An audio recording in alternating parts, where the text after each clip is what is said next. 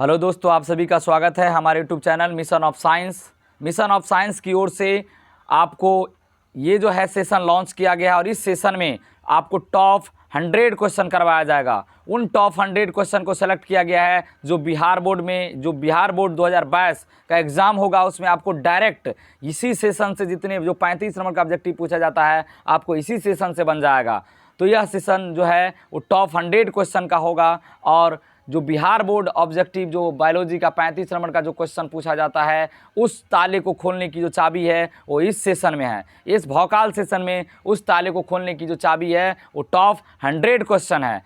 और आपको बता दे कि हमारा जो ये यूट्यूब चैनल है वो आपके साथ हैं, है ना। आपके जो बिहार बोर्ड 2022 की तैयारी कराने में हमारा यूट्यूब चैनल आपको बहुत ज़्यादा से ज़्यादा कारगर साबित करने के लिए हम ज़्यादा से ज़्यादा मेहनत कर रहे हैं ताकि बच्चे को हमारे यूट्यूब चैनल की ओर से अधिक लाभ हो सके और उनकी जो अधूरी तैयारी है वो आसानी से पूरा हो सके और बिहार बोर्ड की जो एग्ज़ाम है उसमें अच्छा स्कोर कर पाए। तो दोस्तों, हमारा जो है इस बार का मिशन है कि बच्चे को जो 35 नंबर के ऑब्जेक्टिव होता है उसमें 35 का 35 आप उस ऑब्जेक्टिव को आसानी से कर लीजिए। इसके लिए हम आपको ज़्यादा से ज़्यादा मेहनत करके ये टॉप 100 क्वेश्चन को सेलेक्ट किए हैं जो आपको बिहार बोर्ड की जो 35 नंबर का जो क्वेश्चन पूछा जाता है उसको आप आसानी से कर पाएँ। तो दोस्तों, बता दें कि आपको हमारे सेशन का अगर फ़ायदा हो तो हमारे चैनल को सब्सक्राइब करें, लाइक करें और अपने दोस्तों को शेयर करें। आपको लगे कि हमारे इस जो क्वेश्चन को देखने के बाद कि हमको किसी तरह का फ़ायदा नहीं हुआ, हमारा टाइम बर्बाद किया गया है ये जो वीडियो बना करके, तो आप हमारे चैनल को लाइक सब्सक्राइब ना करें। अगर आपको फ़ायदा हो तभी हमारे इस चैनल को लाइक सब्सक्राइब और अपने दोस्तों को शेयर करें। अगर आपको लगे कि हम ये जो क्वेश्चन जो सेलेक्ट किए हैं इसमें हमारा सच में हम जो मेहनत किए हैं वो सही में आपको लाइक और सब्सक्राइब के लायक है तो आप लाइक और सब्सक्राइब करें, नहीं तो मैं आपको नहीं बोलूँगा कि लाइक और सब्सक्राइब करें। अगर आपको फ़ायदा हो जाए तो आप लाइक और सब्सक्राइब करें। तो चलिए दोस्तों, हम आपको स्टार्ट करते हैं हमारे इस भौकाल सेशन के टॉप 100 क्वेश्चनों में। पहला जो क्वेश्चन है, रोगी के शरीर में रोगाणुओं को नष्ट करने वाली औषधियाँ हैं। रोगी के शरीर में रोगाणुओं को नष्ट करने वाली औषधियाँ जो होता है वो एंटीबायोटिक होता है, एंटीबायोटिक। तो पहला जो क्वेश्चन है उसका जो करेक्ट आंसर होगा दोस्तों वो होगा आपका प्रतिजैविक। रोगाणुओं को नष्ट करने वाली जो औषधि होती है उसका वो होता है प्रतिजैविक। तो इसका जो करेक्ट आंसर होगा ऑप्शन नंबर ए होगा, प्रतिजैविक एंटीबायोटिक। अगला क्वेश्चन देखिए इनमें कौन पस्त विषाणु कौन है। तो दोस्तों, आपको बता दें पस्त विषाणु जो होता है वो एचआईवी विषाणु होता है। पस्त विषाणु जो होता है वो एचआईवी विषाणु होता है, ह्यूमन इम्यूनो डिफिशियंसी वायरस। इसका जो करेक्ट आंसर होगा ऑप्शन नंबर ए होगा। इसका जो करेक्ट आंसर होगा ऑप्शन नंबर ए, ह्यूमन इम्यूनो डिफिशियंसी वायरस। इसको फर्स्ट विषाणु के नाम से जाना जाता है। 76 एड्स के लिए स्क्रीनिंग परीक्षण जो होता है वो एलिसा होता है। एड्स का जो स्क्रीनिंग परीक्षण की जो विधि है वो एलिसा है। तो इसका करेक्ट जो आंसर होगा ऑप्शन नंबर बी। इसका जो करेक्ट आंसर होगा ऑप्शन नंबर बी। एड्स के लिए जो स्क्रीनिंग टेस्ट होता है वो होता है ELISA test. Option number B, AIDS के लिए स्क्रीनिंग परीक्षण ऑप्शन नंबर बी, एलिसा। कर समूह की एंटीबॉडीज से एलर्जी क्रिया प्रारंभ होती है। एलर्जी क्रिया के प्रारंभ के लिए जो है 2 प्रकार के एंटीबॉडी उत्तरदायी होता है दोस्तों। 2 प्रकार के एंटीबॉडीज उत्तरदायी होता है। उस एंटीबॉडी का नाम है IgD और एक का नाम है IgE। तो देखिए इसमें जो ऑप्शन है वो है आपका IgE है। तो इसका करेक्ट जो आंसर होगा ऑप्शन नंबर ई होगा। तो बता दें आपको दोस्तों, एलर्जी के लिए दो प्रकार के एंटीबॉडीज उत्तरदायी होता है, एक का है IgE और IgD। तो समूह की एंटीबॉडीज से एलर्जी क्रिया प्रारंभ होती है वो होती है IgE और IgD। तो इस ऑप्शन के अनुसार जो इसका करेक्ट आंसर होगा IgE होगा। लेकिन आप ध्यान रखिएगा, एलर्जी के लिए जो है वो 2 प्रकार के एंटीबॉडीज उत्तरदायी होता है, IgE और IgD।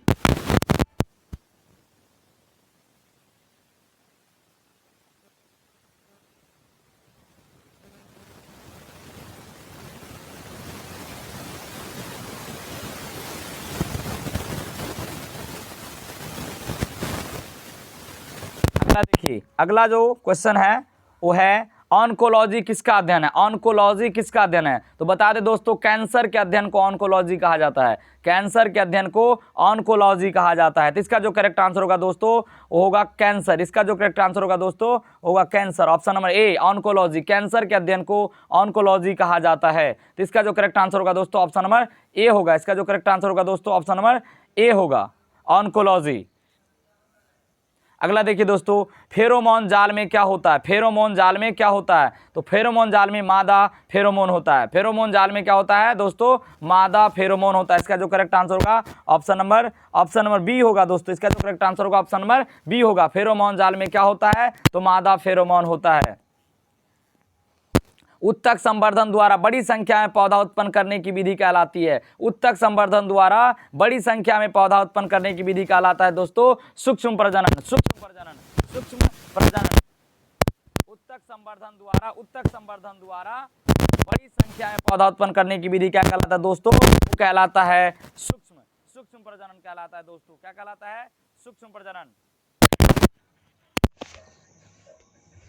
उत्तक संवर्धन द्वारा बड़ी संख्या में पौधा उत्पन्न करने की विधि क्या कहलाता है दोस्तों, सूक्ष्म प्रजनन कहलाता है। उत्तक संवर्धन द्वारा बड़ी संख्या में पौधा उत्पन्न करने की विधि क्या कहलाता है दोस्तों, वो कहलाता है सूक्ष्म प्रजनन। क्या कहलाता है दोस्तों, सूक्ष्म प्रजनन कहलाता है। इसका जो करेक्ट आंसर होगा ऑप्शन नंबर ए होगा।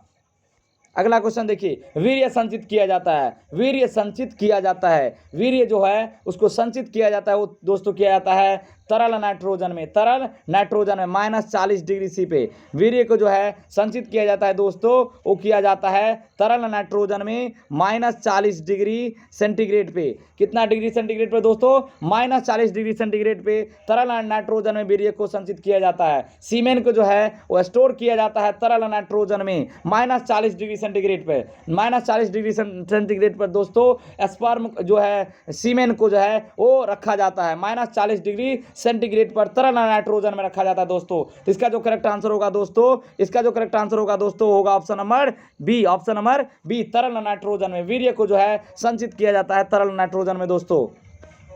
अगला जो क्वेश्चन है, मानव कल्याण में निम्न में कल्याण सोना किसकी किस्म है। निम्न में कल्याण सोना किसकी किस्म है, जो दोस्तों जो कल्याण सोना है वो आपको है गेहूं की किस्म। कल्याण सोना जो है वो आपका गेहूं का किस्म है। तो इसका जो करेक्ट आंसर होगा दोस्तों ऑप्शन नंबर बी होगा। कल्याण सोना जो है वो गेहूं का किस्म है। कल्याण सोना जो है दोस्तों वो गेहूं का किस्म है। तो उसका जो करेक्ट आंसर होगा ऑप्शन नंबर बी होगा। इसमें देखिए, निम्न में कौन सहजीवी संबंध द्वारा नाइट्रोजन स्थिरीकरण करता है। कौन सा ऐसा सहजीवी है जो नाइट्रोजन फिक्सेशन का कार्य करता है। नाइट्रोजन फिक्सेशन दोस्तों बता दें नाइट्रोजन फिक्सेशन क्या है, तो वायुमंडलीय नाइट्रोजन को नाइट्रेट में बदलने की प्रक्रिया, वायुमंडलीय नाइट्रोजन को नाइट्रेट में बदलने की प्रक्रिया को नाइट्रोजन फिक्सेशन कहा जाता है। तो नाइट्रोजन फिक्सेशन जो है वो जो जीवाणु करता है उसका नाम है राइजोबियम। वो जो जीवाणु करता है उसका नाम है राइजोबियम। राइजोबियम द्वारा जीवाणु के द्वारा नाइट्रोजन फिक्सेशन की प्रक्रिया कराया होता है। नाइट्रोजन जीवाणु की बात करें तो राइजोबियम, और कवक की बात करें तो एजेटोबैक्टर। कौन सा दोस्तों, एजेटोबैक्टर। नाइट्रोजन फिक्सेशन करने वाले जो कवक होता है उसका नाम है Azotobacter. Azotobacter, Azotobacter, Azotobacter, Azotobacter, Azotobacter, Azotobacter. तो जीवाणु जो है वो नाइट्रोजन फिक्सेशन का काम जो है उस जीवाणु का नाम है राइजोबियम जीवाणु, और जो कवक है उसका नाम है एजेटोबैक्टर। अगला दोस्तों, निम्न में कौन जैव उर्वरक है। निम्न में कौन जैव उर्वरक है। निम्न में कौन बायो फर्टिलाइजर है। निम्न में कौन बायो फर्टिलाइजर है। तो इसका जो करेक्ट आंसर होगा साइनोबैक्टीरिया। जैव उर्वरक जो है उस साइनोबैक्टीरिया को, साइनोबैक्टीरिया जैव उर्वरक जो है उस साइनोबैक्टीरिया। इसका जो करेक्ट आंसर होगा दोस्तों ऑप्शन नंबर ए होगा। अगला देखिए, कतला मछली पाई जाती है। कतला मछली पाई जाती है दोस्तों, कतला मछली पाई जाती है दोस्तों मृदु जल में। इसका जो करेक्ट आंसर होगा ऑप्शन नंबर ए होगा। कतला मछली पाई जाती है दोस्तों मृदु जल में। इसका जो आंसर होगा करेक्ट ऑप्शन नंबर ए होगा दोस्तों। अगला देखिए दोस्तों, नॉर्मन बॉरलॉग, नार्मेन बॉरलॉग, नार्मेन बॉरलॉग किससे संबंधित है दोस्तों, तो है हरित क्रांति से संबंधित दोस्तों। हरित क्रांति का जनक विश्व में नॉर्मन बॉरलॉग को कहा जाता है, और इंडिया में हरित क्रांति का जनक डॉक्टर एम एस स्वामीनाथन को कहा जाता है। इंडिया में हरित क्रांति का जनक दोस्तों डॉक्टर एम एस स्वामीनाथन को कहा जाता है। इंडिया में हरित क्रांति का जनक दोस्तों डॉक्टर MS स्वामीनाथन को कहा जाता है, लेकिन विश्व में हरित क्रांति का जनक नॉर्मन बोरलॉग को कहा जाता है, नॉर्मन बोरलॉग को कहा जाता है। इसका जो करेक्ट आंसर होगा दोस्तों ऑप्शन नंबर बी होगा, ऑप्शन नंबर बी होगा दोस्तों। इसका जो करेक्ट आंसर होगा दोस्तों ऑप्शन नंबर बी होगा। इंडिया में हरित क्रांति का जनक, भारत में हरित क्रांति का जनक दोस्तों डॉक्टर MS स्वामीनाथन को कहा जाता है दोस्तों। अगला क्वेश्चन देखिए, समक्लोन प्राप्त होता है, समक्लोन प्राप्त होता है, समक्लोन प्राप्त होता है दोस्तों उत्तक संवर्धन के द्वारा दोस्तों। इसका जो करेक्ट आंसर होगा दोस्तों ऑप्शन नंबर ए होगा, समक्लोन प्राप्त होता है उत्तक संवर्धन के द्वारा दोस्तों। निम्न में कौन एक कुकुट होगा दोस्तों, कुकुट। पोल्ट्री फार्म से संबंधित जो रोग है वो है आपको हैजा और रानीखेत। जो कुकुट का रोग है, जो एक कुकुट रोग, इनमें में कौन कुकुट रोग है, तो कुकुट में जो रोग होता है, मुर्गियों में जो रोग होता है वो हैजा होता है और रानीखेत का रोग होता है हैजा और रानीखेत। इसका जो करेक्ट आंसर होगा दोस्तों ऑप्शन नंबर डी होगा, हैजा और रानीखेत, हैजा और रानीखेत। आपसे ये भी क्वेश्चन पूछा जाएगा रानीखेत की बीमारी किस में होता है, तो मुर्गियों में होता है दोस्तों। किस में होता है दोस्तों, मुर्गियों में होता है। इसका करेक्ट आंसर होगा दोस्तों ऑप्शन नंबर डी होगा। अगला क्वेश्चन देखिए दोस्तों, अगला क्वेश्चन है कैलस संवर्धन। कैलस संवर्धन में जड़ का बनना किसके द्वारा प्रेरित होता है, कैलस संवर्धन में जड़ का बनना किसके द्वारा जो है प्रेरित होता है, वो दोस्तों होता है ऑक्सीन होता है। ऑक्सीन जो पादप हार्मोन है उसके द्वारा होता है, ऑक्सीन जो पादप हार्मोन है उसके द्वारा होता है। तो इसका जो करेक्ट आंसर होगा दोस्तों ऑप्शन नंबर जो होगा दोस्तों सी होगा, ऑक्सीन होगा इसका दोस्तों। अगला देखिए दोस्तों, अगला ट्रांसजेनिक बासमती चावल की उन्नत किस्म है। ट्रांसजेनिक जो है वो बासमती चावल की उन्नत किस्म है। ट्रांसजेनिक जो है वो बासमती चावल की उन्नत किस्म है। इसमें क्या होता है दोस्तों, तो उच्च उत्पाद तथा विटामिन ए की प्रचुरता होती है, उच्च उत्पाद तथा विटामिन ए की प्रचुरता होती है। इसका जो करेक्ट आंसर होगा दोस्तों ऑप्शन नंबर जो होगा दोस्तों ऑप्शन नंबर बी होगा, ऑप्शन नंबर बी होगा। उच्च उत्पादन तथा विटामिन ए की प्रचुरता होती है दोस्तों। अगला जो क्वेश्चन है हफीम व हीरोइन किससे प्राप्त होता है, हफीम व हीरोइन किससे प्राप्त होता है, तो जो है पेवार जो पौधा है उससे प्राप्त होता है दोस्तों। इसका जो करेक्ट आंसर होगा दोस्तों ऑप्शन नंबर बी होगा दोस्तों। ये इसको क्वेश्चन को याद करिएगा, आप याद रखिएगा। हफीम और हीरोइन जो ड्रग्स है, हफीम और हीरोइन जो है वो पेवार पौधा से प्राप्त होता है दोस्तों।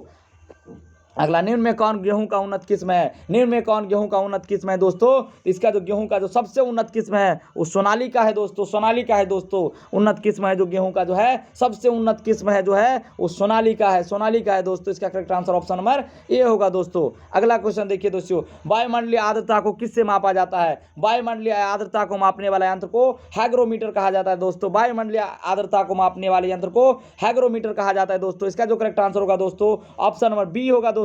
इसका जो करेक्ट आंसर होगा दोस्तों ऑप्शन नंबर बी होगा। वायुमंडलीय आर्द्रता को मापने वाले यंत्र को हाइग्रोमीटर कहा जाता है दोस्तों। वायुमंडलीय आर्द्रता को मापने वाले यंत्र को है दोस्तों हाइग्रोमीटर कहा जाता है दोस्तों। अगला क्वेश्चन देखिए, निम्न में कौन सा मक्का का प्रमुख किस्म है दोस्तों। निम्न में कौन मक्का का प्रमुख किस्म है दोस्तों, तो ये जो है गंगा 110, गंगा 101 है दोस्तों, गंगा 101। इसका जो करेक्ट आंसर होगा दोस्तों ऑप्शन नंबर ए होगा। जो मक्का का प्रमुख किस्म है वो गंगा 101 है। शरावती जो है, सोनालिका जो है, ये आपको गेहूं का किस्म है दोस्तों। तो इसका जो करेक्ट आंसर होगा दोस्तों ऑप्शन नंबर ए होगा दोस्तों। अगला, कृत्रिम तरीके से उन्नत नस्ल के वीर्य एकत्रित करना क्या कहलाता है। उन्नत नस्ल के जो पशु होते हैं उसको कृत्रिम तरीके से उत्तेजित करा करके उसके स्पर्म को एकत्रित किया जाता है। उस विधि को कहा जाता है वीर्य संचयन।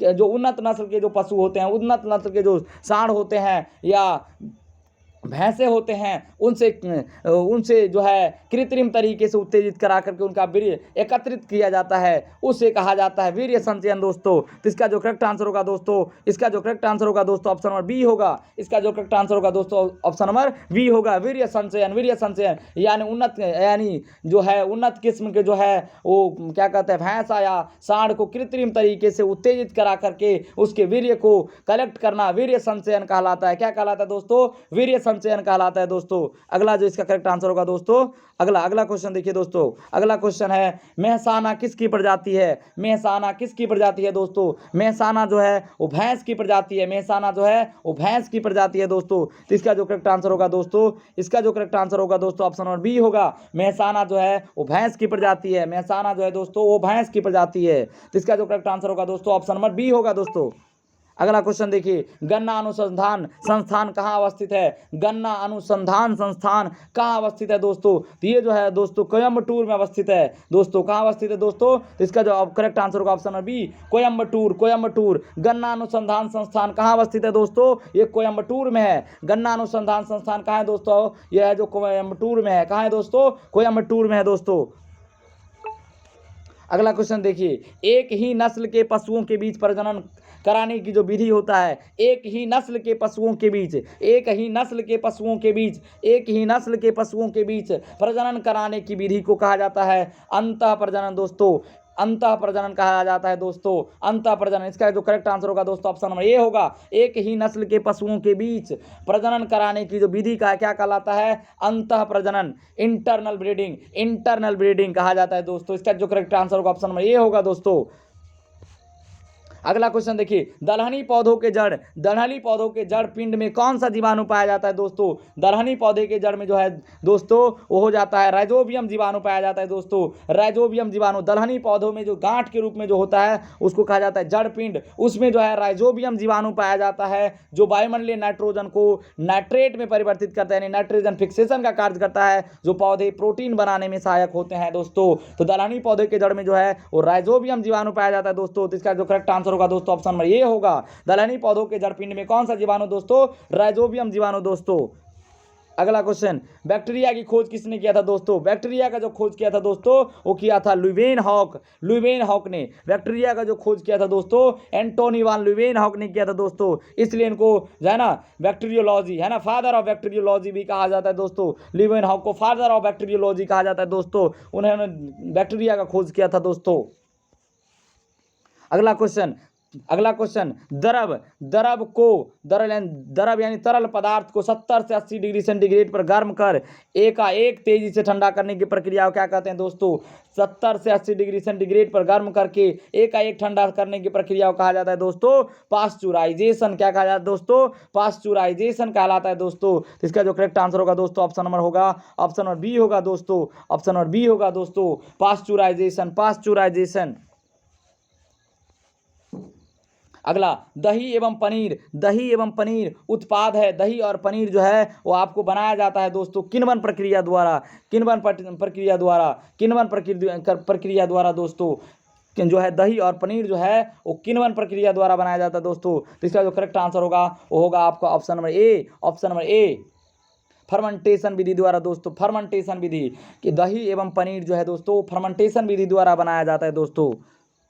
अगला क्वेश्चन, इडली और डोसा के आटे में कौन सूक्ष्मजीवी प्रयुक्त होता है? इडली और डोसा जो होता है दोस्तों उसके आटे में जो है उसको मुलायम बनाने के लिए मुलायम बनाने के लिए दोस्तों है ना वो ईस्ट मिलाया जाता है। क्या दोस्तों मिलाया जाता है? ईस्ट। इसका जो करेक्ट आंसर होगा दोस्तों ऑप्शन नंबर ए होगा, ईस्ट। इडली और डोसा के आटे में कौन सूक्ष्मजीवी प्रयुक्त होता है दोस्तों? तो ईस्ट मिलाया जाता है। कौन सा दोस्तों? ईस्ट मिलाया जाता है दोस्तों, ईस्ट मिलाया जाता है। गोबर गैस का मुख्य घटक जो है दोस्तों वो होता है मीथेन। गोबर गैस का जो मुख्य घटक होता है दोस्तों वो मीथेन होता है। मीथेन के अलावा जो होता है दोस्तों हाइड्रोजन सल्फाइड होता है और कार्बन डाइऑक्साइड होता है। गोबर गैस जो है वो मीथेन, हाइड्रोजन सल्फाइड और कार्बन डाइऑक्साइड का मिश्रण होता है दोस्तों। तो इसका मेन जो घटक जो होता है, मेन कंपोनेंट जो होता है गोबर गैस का, बायोगैस या गोबर गैस। इसी बायोगैस को गोबर गैस को बायोगैस भी कहा जाता है दोस्तों। इसका मेन कंपोनेंट जो दोस्तों होता है वो मीथेन होता है। इसका जो करेक्ट आंसर होगा दोस्तों ऑप्शन नंबर सी होगा दोस्तों। अगला, ग्राम पॉजिटिव और ग्राम नेगेटिव बैक्टीरिया में विभिन्नता पाई जाती है उनके कोशिका भित्ति में दोस्तों। ग्राम पॉजिटिव और ग्राम नेगेटिव जो बैक्टीरिया होता है, ग्राम पॉजिटिव और ग्राम नेगेटिव जो बैक्टीरिया होता है दोस्तों उसमें कोशिका भित्ति में भिन्नता पाई जाती है दोस्तों। तो इसका जो करेक्ट आंसर होगा दोस्तों ऑप्शन नंबर ए होगा, कोशिका भित्ति में दोस्तों। अगला क्वेश्चन देखिए दोस्तों, जैव गैस उत्पादन में, जैव गैस उत्पादन में दोस्तों प्रयुक्त जीवाणु का समूह है। जैव गैस उत्पादन में प्रयुक्त जीवाणु का समूह जो होता है दोस्तों, वो जो दोस्तों होता है, जो इसका जो आंसर होगा दोस्तों वो ऑप्शन नंबर डी होगा। इसका जो ऑप्शन आंसर जो होगा दोस्तों ऑप्शन नंबर डी होगा, मिथेनोजेन। मिथेनोजेन जैव गैस उत्पादन में, जैव गैस उत्पादन में मिथेनोजेन जीवाणु का समूह जो है वो प्रयुक्त होता है। तो इसका जो दोस्तों करेक्ट आंसर होगा मिथेनोजेन होगा। मिथेनोजेन ऑप्शन नंबर डी होगा दोस्तों, ऑप्शन नंबर डी होगा। अगला क्वेश्चन देखिए दोस्तों, डीएनए के कटे भाग को जोड़ने हेतु इनमें से किसका प्रयोग किया जाता है दोस्तों? डीएनए के कटे हुए भाग को जोड़ने के लिए किसका प्रयोग किया जाता है दोस्तों? तो ये जो है लाइगेज नामक एंजाइम का प्रयोग किया जाता है दोस्तों। लाइगेज नामक एंजाइम का जब प्लाज्मिक डीएनए में क्या किया जाता है, फॉरेन डीएनए को जोड़ा जाता है, तो उसको जोड़ने के लिए लाइगेज नामक एंजाइम प्रयोग किया जाता है। जोड़ने वाली जो एंजाइम होता है वो लाइगेज नामक एंजाइम होता है दोस्तों। तो इसका जो करेक्ट आंसर होगा दोस्तों ऑप्शन नंबर बी होगा। अगला देखिए दोस्तों, इकोआरआई एंजाइम का स्रोत क्या है दोस्तों? इकोआरआई एंजाइम का जो स्रोत है दोस्तों इस्चेरिचिया कोलाई है दोस्तों। इस्चेरिचिया कोलाई है दोस्तों। इकोआर एंजाइम का जो स्रोत है दोस्तों वो इस्चेरिचिया कोलाई। इसका जो करेक्ट आंसर होगा दोस्तों ऑप्शन नंबर ए होगा दोस्तों, ऑप्शन नंबर ए होगा। इकोआरआई जो एंजाइम है इसका जो प्रमुख स्रोत है दोस्तों इस्चेरिचिया कोलाई जीवाणु है दोस्तों। अगला क्वेश्चन, जेल विद्युत का संचालन इलेक्ट्रोफोरेंसिस। जेल विद्युत का संचालन दोस्तों उपयोग किया जाता है डीएनए को पृथक करने के लिए, आरएनए को पृथक करने के लिए, प्रोटीन को पृथक करने के लिए। यानी इसका जो करेक्ट आंसर होगा दोस्तों वो सभी को पृथक करने के लिए, डीएनए, आरएनए, प्रोटीन, इन सभी को जो होता है दोस्तों, जो जेल इलेक्ट्रोफोरेंसिस का जो होता है प्रयोग किया जाता है। जो जेल इलेक्ट्रोफोरेंसिस का प्रयोग किया जाता है डीएनए को अलग करने के लिए, आरएनए को अलग करने के लिए, प्रोटीन को अलग करने के लिए। तो इसका जो करेक्ट आंसर होगा दोस्तों ऑप्शन नंबर डी होगा। इसका जो करेक्ट आंसर होगा दोस्तों ऑप्शन नंबर डी होगा। अगला क्वेश्चन, प्रतिबंधन एंजाइम हिंड 3 का स्रोत है। प्रतिबंधन एंजाइम हिंड 3 का स्रोत है दोस्तों हीमोफिलस इन्फ्लुएंजी। ये आपको ध्यान रखना है, ये आपको ध्यान रखना है। इसका जो करेक्ट आंसर होगा ऑप्शन नंबर डी होगा, हीमोफिलस इन्फ्लुएंजी। प्रतिबंधन एंजाइम हिंड 3 का स्रोत है। प्रतिबंधन एंजाइम हिंड 3 का स्रोत है दोस्तों। इसका करेक्ट आंसर होगा ऑप्शन नंबर डी होगा दोस्तों। अगला क्वेश्चन देखिए, आनुवांशिकता अभियांत्रिकी में इस्तेमाल पहला प्रतिबंधन एंजाइम का नाम क्या है? जो जेनेटिक इंजीनियरिंग में जो है, जेनेटिक इंजीनियरिंग में इस्तेमाल किया जाने वाला पहला जो प्रतिबंधन एंजाइम है दोस्तों, पहला जो प्रतिबंधन एंजाइम है जो दोस्तों इकोआर है दोस्तों। इसका जो करेक्ट आंसर होगा इकोआरआई होगा दोस्तों। इसका जो करेक्ट आंसर होगा दोस्तों ऑप्शन नंबर बी होगा, जो है जेनेटिक इंजीनियरिंग में इस्तेमाल किया जाने वाला पहला रेस्ट्रिक्शन एंजाइम जो है, पहला रेस्ट्रिक्शन जो एंजाइम है वो इकोआर है दोस्तों। इसका जो करेक्ट आंसर होगा दोस्तों ऑप्शन नंबर बी होगा दोस्तों। अगला क्वेश्चन देखिए, एगारोज किससे प्राप्त किया जाता है? एगारोज जो है वो समुद्री घासों से प्राप्त किया जाता है दोस्तों, समुद्री घास से प्राप्त किया जाता है दोस्तों। एगारोज जो है समुद्री घास से प्राप्त किया जाता है दोस्तों। इसका जो करेक्ट आंसर होगा ऑप्शन नंबर ए होगा दोस्तों। इसका जो करेक्ट आंसर होगा दोस्तों ऑप्शन नंबर ए होगा। एगारोज जो है आपको समुद्री घास से प्राप्त किया जाता है दोस्तों। अगला क्वेश्चन, इकोआरआई प्रतिबंधन, इकोआरआई रेस्ट्रिक्शन एंजाइम निम्न में से किस अनुक्रम को पहचानता है दोस्तों? इकोआरआई जो दोस्तों है वो पोलिंड्रोम सीक्वेंस को पहचानता है, पोलिंड्रोम सीक्वेंस को पहचानता है। और ये जो पोलिंड्रोम सीक्वेंस है वो और जी और ए के बीच कट लगाता है। जी और ए के बीच, पोलिंड्रोम सीक्वेंस में जी और ए के बीच कट लगाता है। तो देखिए इसमें दोस्तों इसका जो करेक्ट आंसर होगा ऑप्शन नंबर ए होगा दोस्तों, ऑप्शन नंबर ए होगा दोस्तों। ऑप्शन नंबर ए होगा दोस्तों। जो है रेस्ट्रिक्शन इंडोन्यूक्लियोज एंजाइम है वो आपको पोलिंड्रोम सीक्वेंस को पहचानता है। और पोलिंड्रोम सीक्वेंस को पहचानने के बाद जी और ए के बीच कट लगाता है दोस्तों। तो इसका जो करेक्ट आंसर होगा दोस्तों ऑप्शन नंबर ए होगा दोस्तों, ऑप्शन नंबर ए होगा दोस्तों। अगला देखिए, कुछ एंजाइम अपनी क्रियाशीलता को बढ़ाने के लिए नॉन प्रोटीन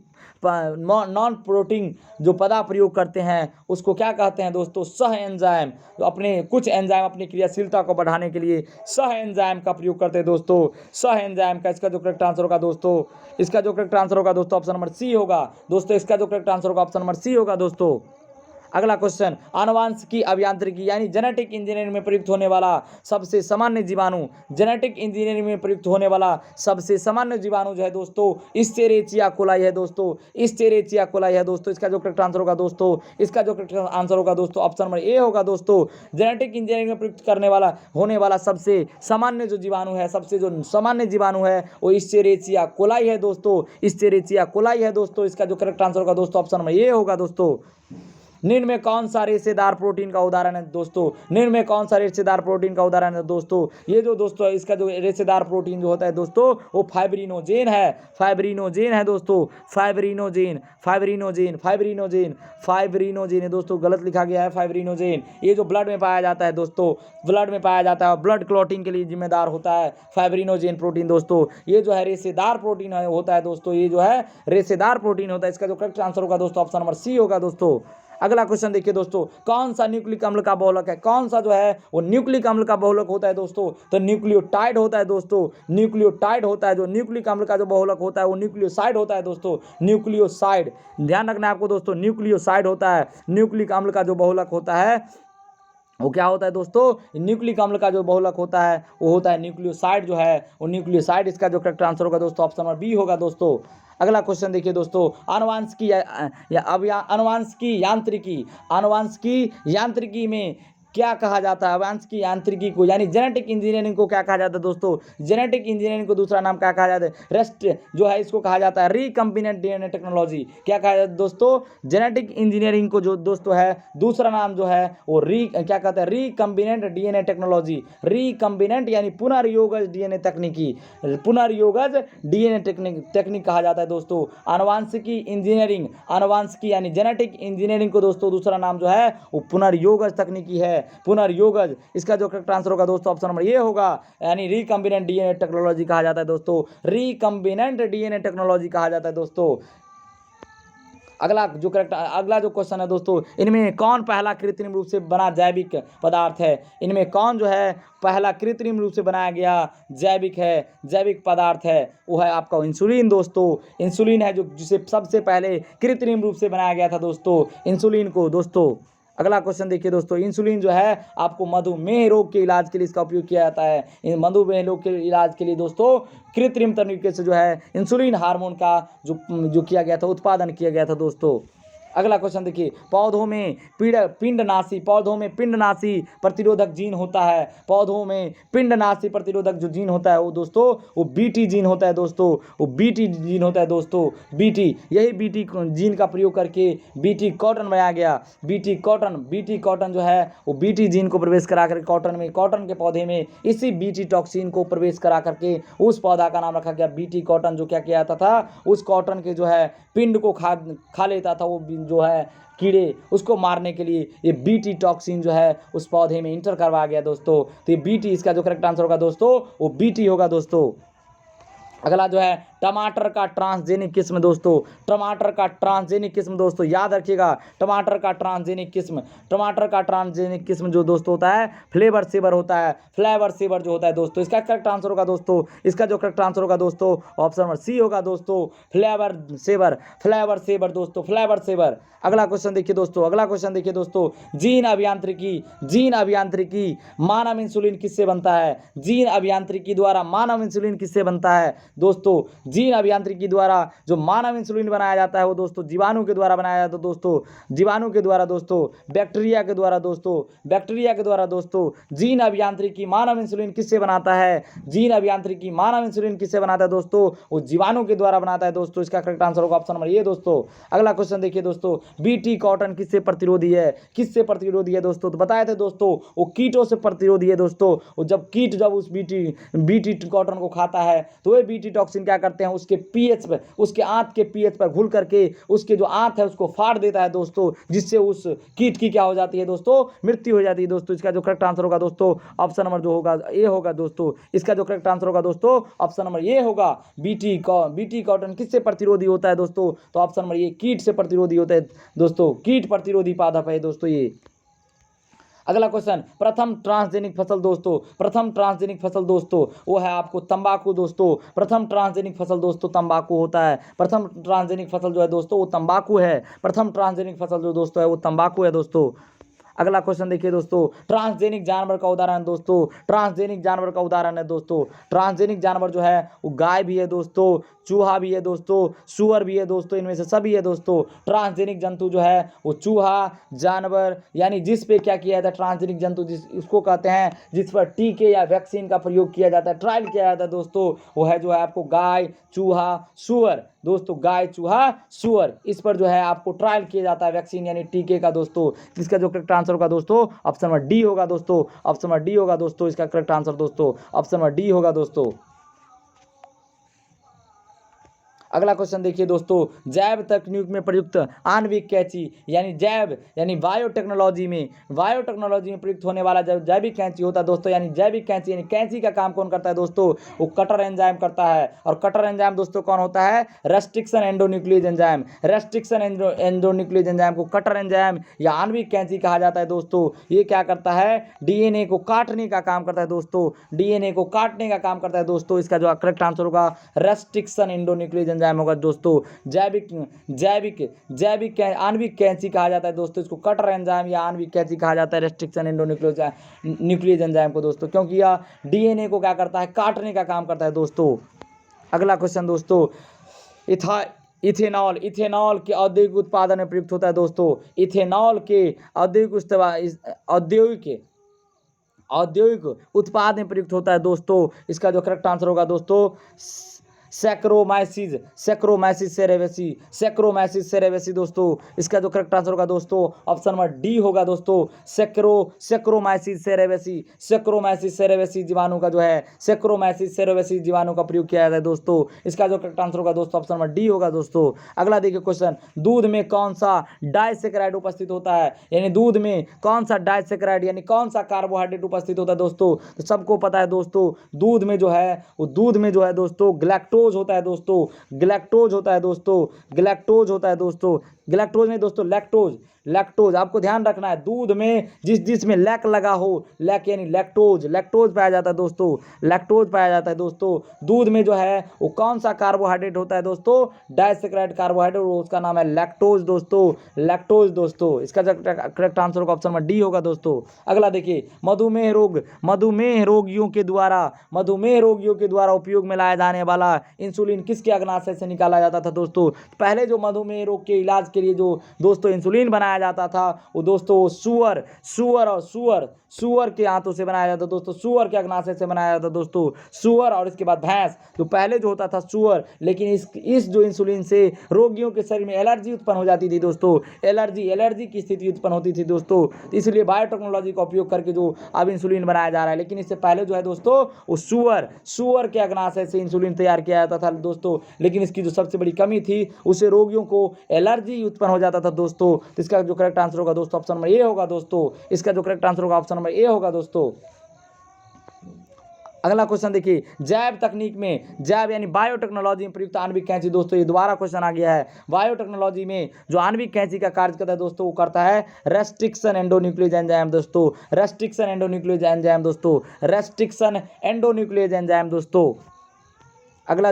अगला क्वेश्चन देखिए, प्रथम परजीवी गाय का नाम क्या है। प्रथम पारजीवी गाय यानी ट्रांसजेनिक गाय, उसका नाम है दोस्तों रोजी। प्रथम ट्रांसजेनिक गाय जो है वो रोजी है दोस्तों। प्रथम ट्रांसजेनिक जो गाय है दोस्तों वो रोजी है। प्रथम ट्रांसजेनिक गाय जो है दोस्तों वो रोजी है दोस्तों। ऑप्शन नंबर ये होगा इसका, जो प्रथम ट्रांसजेनिक गाय था उसका नाम था दोस्तों रोजी। अगला क्वेश्चन देखिए, जैव शक्ति का मान निकालने के लिए जन्म दर में से मृत्यु दर घटा दीजिए तो जैव शक्ति का मान निकल जाएगा। जैव शक्ति का मान निकालने के लिए जन्म दर में से मृत्यु दर घटा दीजिए दोस्तों। इसका करेक्ट आंसर जो होगा दोस्तों ऑप्शन नंबर ए होगा दोस्तों।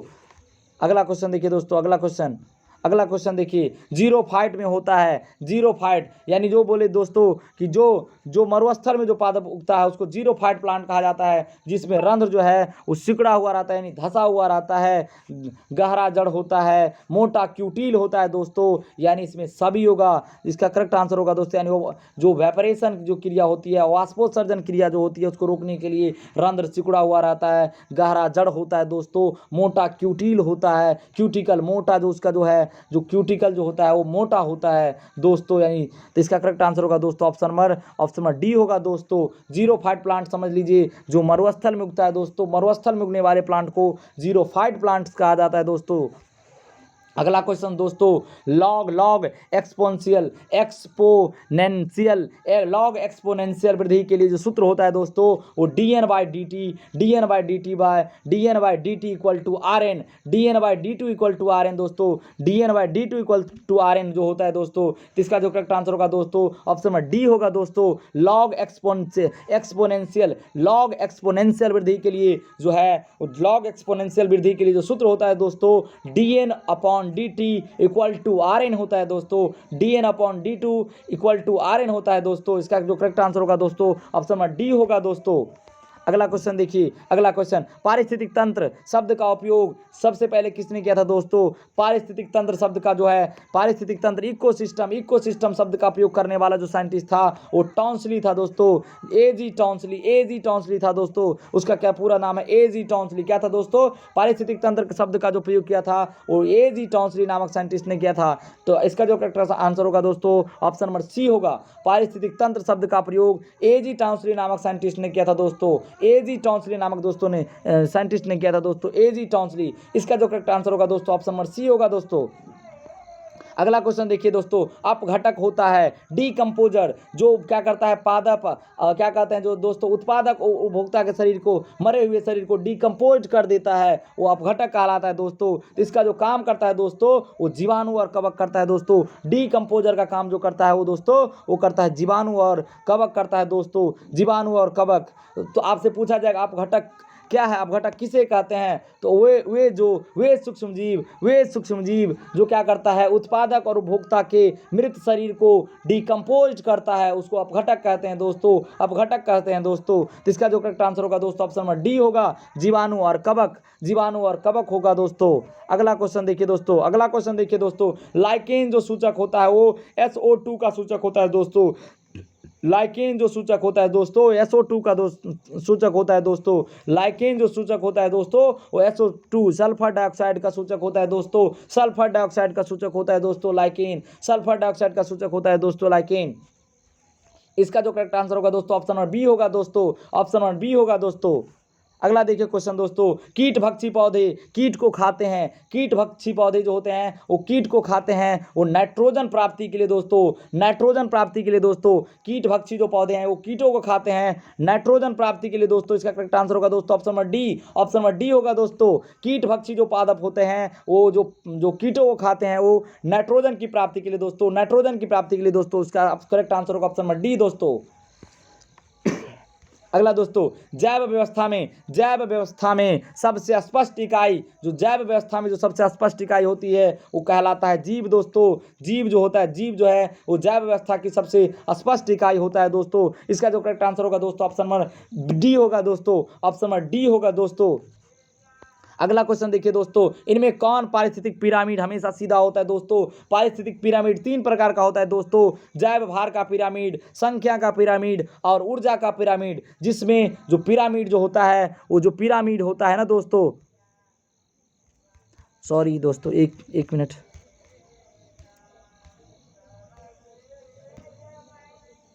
हाँ दोस्तों सॉरी, देखिए इनमें कौन पारिस्थितिक पिरामिड हमेशा सीधा होता है दोस्तों? पिरामिड जो होता है दोस्तों वो 3 प्रकार का है दोस्तों। पिरामिड जो दोस्तों होता है वो 3 प्रकार का होता है। पहला जो होता है जीव भार का पिरामिड होता है दोस्तों, दूसरा होता है संख्या का पिरामिड दोस्तों, और तीसरा होता है ऊर्जा का पिरामिड। आपको पता होना चाहिए जो पारिस्थितिक तंत्र के जो प्रत्येक स्तर होते हैं उसमें ऊर्जा का जो स्थानांतर होता है केवल 10% होता है। यानी शुरू में मान लीजिए अगर 1000 ऊर्जा है, 1000 किलो कैलोरी ऊर्जा है, तो अगले पोषी स्तर में जो है घटेगा, जिसे यानी अगले पोषक स्तर में हो जाएगा आपको 100 किलो कैलोरी, उससे अगले पोषक स्तर में आपको 10 किलो कैलोरी। यानी जो संख्या जो ऊर्जा का पिरामिड होता है वो आपका दोस्तों सीधा होता है। ऊर्जा का पिरामिड जो होता है हमेशा सीधा होता है दोस्तों, ये आपको याद रखना है। ऊर्जा का पिरामिड जो होता है वो आपको हमेशा सीधा होता है दोस्तों। एनर्जी का पिरामिड जो होता है हमेशा सीधा होता है दोस्तों।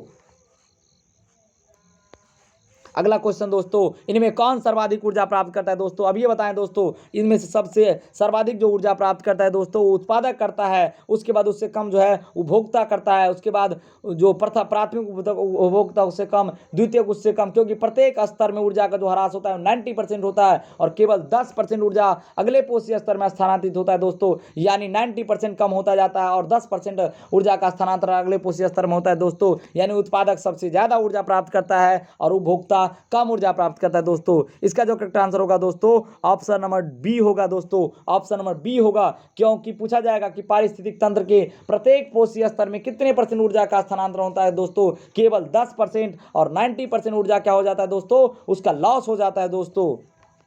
अगला क्वेश्चन देखिए दोस्तों, इकोलॉजी शब्द का प्रयोग किया था दोस्तों। इकोलॉजी शब्द का प्रयोग करने वाला साइंटिस्ट का नाम था दोस्तों हैकल। हैकल दोस्तों हैकल, इकोलॉजी शब्द का प्रयोग करने वाले साइंटिस्ट का नाम हैकल था दोस्तों, हैकल। इसका करेक्ट आंसर होगा दोस्तों ऑप्शन नंबर बी।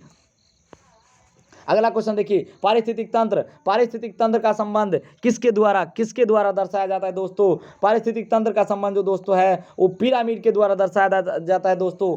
पारिस्थितिक तंत्र में जो है वो जो संबंध होता है उत्पादक और उपभोक्ता के बीच जो संबंध होता है वो पिरामिड के द्वारा दिखाया जाता है दोस्तों। तो पिरामिड जो है वो संख्या का पिरामिड होता है, जीव भार का पिरामिड होता है और ऊर्जा का पिरामिड होता है दोस्तों। तो इसका जो करेक्ट आंसर होगा दोस्तों ऑप्शन नंबर डी होगा दोस्तों, ऑप्शन नंबर डी होगा दोस्तों।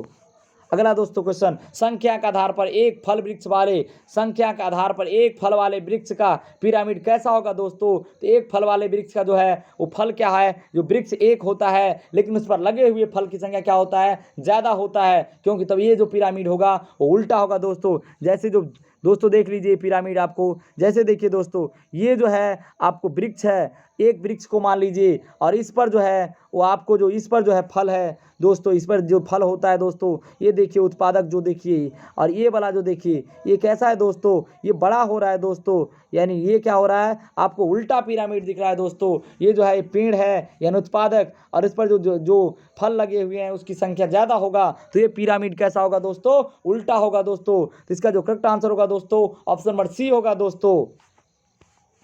अगला क्वेश्चन, अगर जैव मंडल से CO2 को हटा लिया जाए, अगर जैव मंडल से बायोस्फीयर से अगर क्या किया जाए, अगर जैव मंडल से CO2 को हटा लिया जाए तो सबसे पहले जो है वो प्राथमिक उपभोक्ता दोस्तों प्रभावित होगा, उत्पादक होगा दोस्तों, उपभोक्ता नहीं उत्पादक दोस्तों। उत्पादक यानी पौधे प्रभावित होंगे दोस्तों। पौधे जो है प्राथमिक उत्पादक है दोस्तों, या उत्पादक कहिए या प्राथमिक उत्पादक कहिए। यानी अगर CO2 को वायुमंडल से जैव मंडल से हटा लिया जाए तो जो है वो प्राथमिक उत्पादक यानी प्रोड्यूसर क्या होंगे? वो प्रभावित होंगे दोस्तों। तो इसका जो करेक्ट आंसर होगा दोस्तों ऑप्शन नंबर ये होगा दोस्तों, ऑप्शन नंबर ये होगा दोस्तों। अगला क्वेश्चन देखिए दोस्तों, एक पोषक स्तर से दूसरे पोषक स्तर में ऊर्जा का प्रवाह होता है। एक पोषक स्तर से दूसरे पोषक स्तर में जो ऊर्जा प्रवाहित होता है वो केवल 10% होता है दोस्तों। इसका जो करेक्ट आंसर होगा दोस्तों वो होगा ऑप्शन नंबर बी होगा दोस्तों। एक पोषक स्तर से दूसरे पोषक स्तर में ऊर्जा का जो प्रवाह होता है दोस्तों केवल 10% होता है, क्योंकि 90% का क्या हो जाता है दोस्तों? ह्रास हो जाता है दोस्तों, लॉस हो जाता है दोस्तों। इसका जो करेक्ट आंसर होगा दोस्तों ऑप्शन नंबर बी होगा दोस्तों। अगला क्वेश्चन देखिए, विश्व में कुल कितने जैव विविधता हॉट स्पॉट है दोस्तों? विश्व में कुल कितने जैव विविधता हॉट स्पॉट है दोस्तों? तो वो है दोस्तों आपको 34 दोस्तों, 34 दोस्तों करेक्ट होगा। इसका आंसर ऑप्शन नंबर डी होगा दोस्तों, ऑप्शन नंबर डी होगा। जैव विविधता जो हॉट स्पॉट है वो टोटल विश्व में जो है वो 34 है, और इंडिया में कितना है दोस्तों? वो आप कमेंट में हमें बताइएगा। इंडिया में कुल कितने हॉट स्पॉट क्षेत्र हैं दोस्तों? इंडिया में कुल कितने हॉट स्पॉट क्षेत्र हैं दोस्तों? आप हमें कमेंट बॉक्स में बताइएगा दोस्तों। अगला क्वेश्चन दोस्तों, स्वस्थानीय संरक्षण का उदाहरण है। स्वस्थानीय संरक्षण का उदाहरण है दोस्तों वनस्पति उद्यान, जंतु उद्यान, जीव सफारी। इनमें से सभी स्वस्थानीय जो संरक्षण होता है वो होता है वनस्पति उद्यान, जंतु उद्यान, जीव सफारी। इनमें से सभी। इसका जो करेक्ट आंसर होगा दोस्तों ऑप्शन नंबर डी होगा दोस्तों, ऑप्शन नंबर डी होगा दोस्तों। इन सीटू कंजर्वेशन दोस्तों, इन सीटू कंजर्वेशन के अंतर्गत वनस्पति उद्यान, जंतु उद्यान, जीव सफारी, यानी इनमें से सभी आएगा दोस्तों। इसका जो करेक्ट आंसर होगा दोस्तों ऑप्शन नंबर डी होगा दोस्तों। अगला क्वेश्चन देखिए दोस्तों, अगला क्वेश्चन दोस्तों देखिए, अगला क्वेश्चन, चिपको आंदोलन चलाया गया था, चिपको आंदोलन चलाया गया, चिपको आंदोलन जब वृक्षों को काटा जा रहा था तो उसको बचाने के लिए एक आंदोलन चलाया गया था, वह आंदोलन उत्तराखंड में चलाया गया था दोस्तों सबसे पहले। उसका जो करेक्ट आंसर होगा दोस्तों ऑप्शन नंबर बी होगा। पूछा जाएगा चिपको आंदोलन किसके लिए चलाया गया था, तो वृक्षों की कटाई को रोकने के लिए दोस्तों। तो इसका जो करेक्ट आंसर होगा कहाँ चलाया गया था दोस्तों, उत्तराखंड में दोस्तों, उत्तराखंड में दोस्तों। इसका करेक्ट आंसर होगा दोस्तों ऑप्शन नंबर बी होगा दोस्तों। अगला क्वेश्चन देखिए दोस्तों, अगला क्वेश्चन दोस्तों, अगला क्वेश्चन जो है, अगला क्वेश्चन देखिए दोस्तों, लाल आंकड़ों की पुस्तक यानी रेड डाटा पुस्तक प्रकाशित किया जाता है, वो IUCN की सहायता से, IUCN के द्वारा रेड डाटा जो पुस्तक प्रकाशित किया जाता है IUCN संस्थान के द्वारा प्रकाशित किया जाता है दोस्तों, IUCN। इसका जो करेक्ट आंसर होगा दोस्तों ऑप्शन नंबर ए होगा। जो रेड डाटा बुक जो है वो IUCN जो संस्थान है उसके द्वारा प्रकाशित किया जाता है दोस्तों।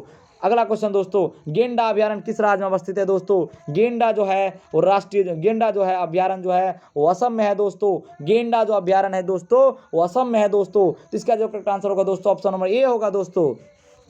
अगला क्वेश्चन, विश्व जैव विविधता दिवस जो दोस्तों मनाया जाता है, विश्व जैव विविधता दिवस कब मनाया दोस्तों, तो ऑप्शन नंबर डी 29 दिसंबर को। विश्व जैव विविधता दिवस दोस्तों 29 दिसंबर को मनाया जाता है। विश्व जैव विविधता दिवस दोस्तों 29 दिसंबर को मनाया जाता है। तो इसका जो करेक्ट आंसर होगा दोस्तों ऑप्शन नंबर डी होगा, ऑप्शन नंबर डी होगा दोस्तों 29 दिसंबर। विश्व जैव विविधता दिवस 29 दिसंबर को मनाया जाता है दोस्तों। अगला जो क्वेश्चन देखिए, पृथ्वी सम्मेलन किस वर्ष आयोजित हुआ था। पृथ्वी सम्मेलन किस वर्ष आयोजित हुआ था दोस्तों, तो 1992 में दोस्तों। पृथ्वी सम्मेलन 1992 में आयोजित हुआ था दोस्तों। पृथ्वी सम्मेलन 1992 में आयोजित हुआ था दोस्तों। पृथ्वी सम्मेलन 1992 में दोस्तों। इसका करेक्ट आंसर होगा दोस्तों ऑप्शन नंबर बी होगा दोस्तों। अगला क्वेश्चन देखिए दोस्तों, सरदार सरोवर बांध, सरदार सरोवर बांध, सरदार सरोवर बांध किस नदी पर बना है दोस्तों। सरदार सरोवर बांध किस नदी पर बना है दोस्तों, ये है जो आपको, ये दोस्तों है जो आपको नर्मदा नदी पर दोस्तों, नर्मदा नदी पर दोस्तों सरदार सरोवर बांध बनाया गया दोस्तों। अगला क्वेश्चन दोस्तों, सुंदरबन, सुंदरबन जो सुंदरबन है दोस्तों, सुंदरबन का संरक्षित जैव मंडल भारत के किस राज्य में है दोस्तों, तो ये आपको पश्चिम बंगाल में है दोस्तों। पश्चिम बंगाल में दोस्तों, पश्चिम बंगाल में है ना। टाइगर रिजर्व जो है पश्चिम बंगाल में जो है ना, सुंदरबन में ही बंगाल टाइगर दोस्तों, पश्चिम बंगाल। ऑप्शन नंबर डी दोस्तों। अगला क्वेश्चन देखिए, जैव विविधता कानून भारत में कब पास हुआ था दोस्तों। जैव विविधता कानून जो है वो भारत में 2002 ईस्वी में पारित किया गया था दोस्तों। जैव विविधता कानून भारत में 2002 ईस्वी में पारित किया गया था दोस्तों, 2002 ईस्वी में। इसका जो करेक्ट आंसर होगा दोस्तों ऑप्शन नंबर डी होगा दोस्तों। अगला क्वेश्चन दोस्तों, ओजोन परत का क्षय किसके कारण से होता है दोस्तों। ओजोन परत का जो है क्षय दोस्तों, ओजोन परत का जो ह्रास हो रहा है वो क्लोरोफ्लोरोकार्बन के द्वारा होता है दोस्तों, CFC गैस के द्वारा दोस्तों। CFC गैस के द्वारा ओजोन परत का जो क्षय है वो है CFC गैस के द्वारा हो रहा है दोस्तों। ओजोन परत का जो क्षय हो रहा है वो CFC गैस के द्वारा हो रहा है दोस्तों। अगला क्वेश्चन, अम्लीय वर्षा होती है दोस्तों, अम्लीय वर्षा जो होती है दोस्तों वो है आपको जीवाश्म ईंधन के दहन से होता है। जीवाश्म ईंधन के द्वारा जो निकलने वाला सल्फर डाइऑक्साइड होता है वो वायुमंडल में पहुंच करके सल्फ्यूरिक अम्ल बनाता है दोस्तों, और फिर वह वर्षा जल के द्वारा मिलकर के पृथ्वी पर आता है। तो इस प्रक्रिया को वर्षा जल कहा जाता है, क्या कहा दोस्तों का अम्ल वर्षा कहा जाता है। तो अम्ल वर्षा का जो है वो जीवाश्म ईंधन के दहन से होता है दोस्तों। अम्ल वर्षा जो है वो जीवाश्म ईंधन के दहन से होता है दोस्तों। तो इसका करेक्ट आंसर होगा ऑप्शन नंबर ए होगा दोस्तों। ओजोन परत पर वायुमंडल कहाँ, ओजोन परत वायुमंडल में कहाँ पाया जाता है दोस्तों। ओजोन परत जो है वो वायुमंडल के समताप मंडल में पाया गया है दोस्तों, समताप मंडल में अवस्थित है दोस्तों ओजोन परत जो है दोस्तों। और ओजोन जो है, ओजोन गैस का फॉर्मूला होता है O3 दोस्तों, यानी ऑक्सीजन के 3 परमाणु से मिलकर के बना होता है दोस्तों।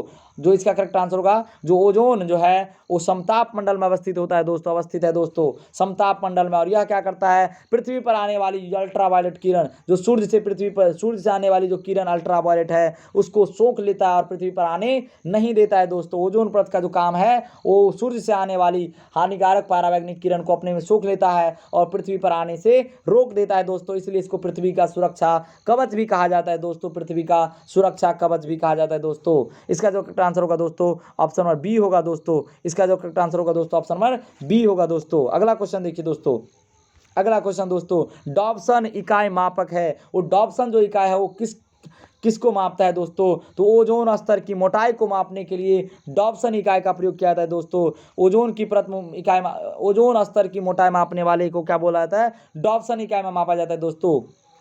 ओजोन स्तर की जो है वो मोटाई मापने के लिए डॉप्सन इकाई पद्धति का उपयोग किया था दोस्तों। डॉप्सन इकाई, इसका करेक्ट आंसर होगा दोस्तों ऑप्शन नंबर डी, ओजोन स्तर की मोटाई दोस्तों। अगला क्वेश्चन देखिए दोस्तों, अगला क्वेश्चन देखिए, ग्रीन हाउस प्रभाव, ग्रीन हाउस इफेक्ट जो है इसके प्रमुख जो कारक हैं वो होते हैं कार्बन डाइऑक्साइड दोस्तों।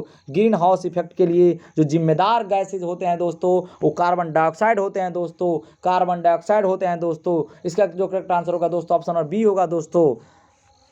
अगला क्वेश्चन देखिए दोस्तों, अखबार के कागज में कौन सा विषैला पदार्थ होता है दोस्तों? अखबार के कागज में जो दोस्तों जो सबसे विषैला जो पदार्थ होता है वो पीडी होता है दोस्तों, पीडी होता है दोस्तों, पीडी होता है दोस्तों। इसका जो करेक्ट आंसर होगा दोस्तों ऑप्शन नंबर बी होगा दोस्तों। अखबार के कागज में कौन सा विषैला पदार्थ होता है दोस्तों? पीडी तत्व जो होता है वो अखबार के कागज में ये होता है दोस्तों। इसका करेक्ट आंसर होगा ऑप्शन नंबर बी दोस्तों। अगला क्वेश्चन देखिए, भारत में पर्यावरण सुरक्षा अधिनियम किस वर्ष पास हुआ था? भारत में पर्यावरण सुरक्षा अधिनियम जो है 1986 में पारित हुआ था दोस्तों। भारत में पर्यावरण सुरक्षा अधिनियम 1986 में पारित हुआ था दोस्तों। इसका जो करेक्ट आंसर होगा दोस्तों ऑप्शन नंबर बी होगा दोस्तों, ऑप्शन नंबर बी होगा। भारत में पर्यावरण सुरक्षा अधिनियम 1986 में पारित हुआ था दोस्तों, 1986 में दोस्तों। इसका जो करेक्ट आंसर होगा दोस्तों ऑप्शन नंबर बी होगा दोस्तों। अगला क्वेश्चन देखिए दोस्तों, घरों में हानिकारक विकिरण का मुख्य स्रोत जो है दोस्तों, घरों में हानिकारक रेडिएशन का सबसे मुख्य जो सोर्स होता है दोस्तों वो ट्यूबलाइट होता है दोस्तों। ट्यूबलाइट, जो घरों में हानिकारक रेडिएशन का जो सबसे प्रमुख जो सोर्स होता है दोस्तों वो ट्यूबलाइट होता है दोस्तों, ट्यूबलाइट होता है दोस्तों। इसका जो करेक्ट आंसर होगा दोस्तों ऑप्शन नंबर ए होगा दोस्तों। अगला क्वेश्चन देखिए दोस्तों, ओजोन दिवस कब मनाया जाता है दोस्तों? ओजोन दिवस जो है वो कब मनाया जाता है दोस्तों? तो इसका जो करेक्ट आंसर होगा दोस्तों वो होगा ऑप्शन नंबर ए होगा दोस्तों। 5 सितंबर को ओजोन दिवस जो है वो 5 सितंबर को मनाया जाता है दोस्तों, 5 सितंबर को दोस्तों। तो इसका करेक्ट आंसर होगा ऑप्शन नंबर ए होगा दोस्तों। अगला क्वेश्चन देखिए, अगला क्वेश्चन, मीथेन का मुख्य स्रोत है, मीथेन का मुख्य स्रोत जो है वो धान होता है दोस्तों, धान का पौधा होता है दोस्तों। धान का पौधा जो है आपको मीथेन गैस छोड़ता है दोस्तों। धान का खेत, यानी मीथेन गैस का मुख्य जो सोर्स होता है वो धान का खेत होता है, और धान के खेत से क्या होता है? मीथेन गैस प्राप्त होता है, यानी धान का पौधा जो है वो मीथेन गैस छोड़ता है दोस्तों। इसका करेक्ट आंसर होगा दोस्तों ऑप्शन नंबर बी होगा दोस्तों। अगला क्वेश्चन, विश्व पर्यावरण दिवस मनाया जाता है दोस्तों। विश्व पर्यावरण दिवस कब मनाया जाता है दोस्तों? इसका जो करेक्ट आंसर होगा दोस्तों वो होगा 5 जून को विश्व पर्यावरण दिवस मनाया जाता है दोस्तों। 5 जून को विश्व पर्यावरण दिवस मनाया जाता है दोस्तों। इसका करेक्ट आंसर होगा दोस्तों ऑप्शन नंबर बी होगा दोस्तों। अगला क्वेश्चन देखिए, अगला क्वेश्चन जो देखिए है, सबसे बड़ा ओजोन छिद्र किसके ऊपर है? सबसे बड़ा जो ओजोन छिद्र, यानी जो ओजोन है वो कहाँ पतला हो चुका और कहाँ से रेडिएशन जो है अल्ट्रावायलेट रे आ रहा है, उसी को ओजोन छिद्र कहा जाता है, वहाँ है ना। ओजोन छिद्र जो है वो आपको आर्कटिका महादेश में हो चुका है दोस्तों। ओजोन जो छिद्र है वो आर्कटिका, इसका जो करेक्ट आंसर होगा दोस्तों आर्कटिका महादेश होगा दोस्तों, आर्कटिका। इसका करेक्ट आंसर होगा ऑप्शन नंबर ए होगा दोस्तों। अगला क्वेश्चन देखिए दोस्तों, क्योटो प्रोटोकॉल संबंधित है। क्योटो प्रोटोकॉल जो है वो किससे संबंधित है दोस्तों? तो क्योटो प्रोटोकॉल जो है वो जो है आपको वो जो है ओजोन क्षय के लिए है दोस्तों, ओजोन क्षय के लिए दोस्तों, ओजोन क्षय के लिए दोस्तों। तो इसका जो आंसर होगा दोस्तों ऑप्शन नंबर ए होगा दोस्तों, ए होगा दोस्तों। अगला क्वेश्चन देखिए दोस्तों, भोपाल गैस त्रासदी किस गैस के रिसाव से हुआ था? भोपाल में जो एक गैस की त्रासदी हुई थी वो मिथाइल आइसोसाइनेट से हुई थी, और एक जो कंपनी थी दोस्तों वो जो है आपको कीटनाशक दवा बनाने वाली जो कंपनी थी उसके जो है उस कंपनी से मिथाइल आइसोसाइनेट नामक जहरीली गैस लीक हुई थी जो है भोपाल में रात्रि के समय, जिससे बहुत सारे लोगों की मृत्यु हो गई थी दोस्तों। इसी को कहा गया था भोपाल गैस त्रासदी, और इस भोपाल गैस त्रासदी में दोस्तों मिथाइल आइसोसाइनेट नामक एक विषैली गैस रिसाव हुई थी, जिससे बहुत सारे लोगों की मृत्यु हुई थी दोस्तों। और यह जो रिसाव वो रात्रि के समय हुआ था दोस्तों, एक कीटनाशक दवा बनाने वाली कंपनी के जो फैक्ट्री था उससे यह गैस लीक हुआ था दोस्तों, और उससे भोपाल में बहुत सारे लोग की मृत्यु हो गई थी दोस्तों। इसी को भोपाल गैस त्रासदी के नाम से जाना जाता है दोस्तों। तो इसका जो करेक्ट आंसर होगा दोस्तों ऑप्शन नंबर सी होगा दोस्तों, ऑप्शन नंबर सी। अगला क्वेश्चन देखिए, स्मॉग।